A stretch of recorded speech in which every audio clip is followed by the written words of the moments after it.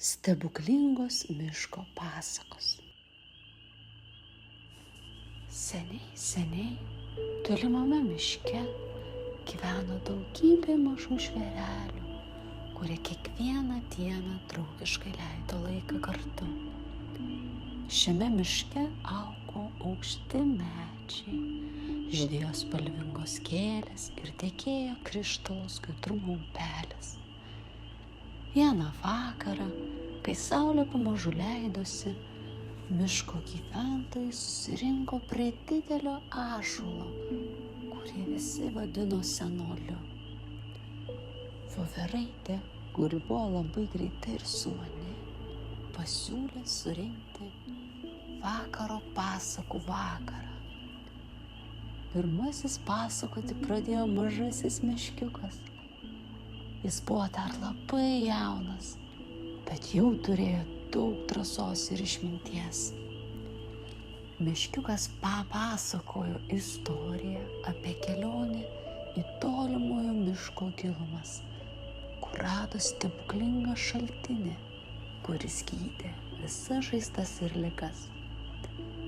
Jis pasakė, kad šaltinis ne tik gydo kūną, bet ir širdį. Todėl miško gyventojai visada turėjo būti draugiški ir geri vieni kitiems. Tada papasakoti pradėjo Laputė savo istoriją.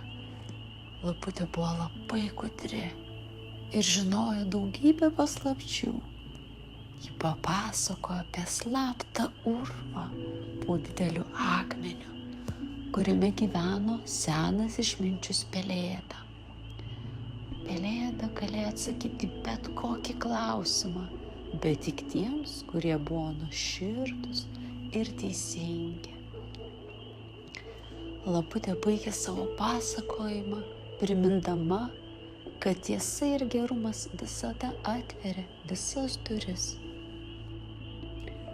Galiausiai atėjo ežiuko eilė. Jis papasakojo linksmą istoriją apie draugystę tarp visų miško gyventojų. Pasakojime miško žvėreliai susitarė surengti didelę šventę, kurioje visi kartu šoko, dainavo ir vaišinosi miško gėrybėmis. Šventė buvo tokia linksma, kad miško gyventojai nusprendė, jog tai taps kasmetinė tradicija. Kai visi pasakojimai buvo išklausyti, miško žvėreliai pajuto didelį džiaugsmą ir ramybę. Jie suprato, kad jų miškas yra ypatinga vieta, kur svarbiausia yra draugystė, gerumas ir pagalba vienas kitam. Po vakaro prie senolio ąžuolo visi gyventojai grįžo į savo jaukius namelius. Meškiukas prisiglaudė prie savo mamytės. Laputė pasiruošė patogiai miegoti savo urve, o voveraitė užlipo į savo šiltą lizdelį medyje. Visi užmigo svajodami apie dar gražesnį rytojų, pilną nuotykių ir naujų draugų. Ir taip mažieji miško žvėreliai gyveno ilgai ir laimingai, kasnakt sapnuodami stebuklingus sapnus. Labanaktis, mielasis drauge, sapnuok ir tu stebuklingus sapnus.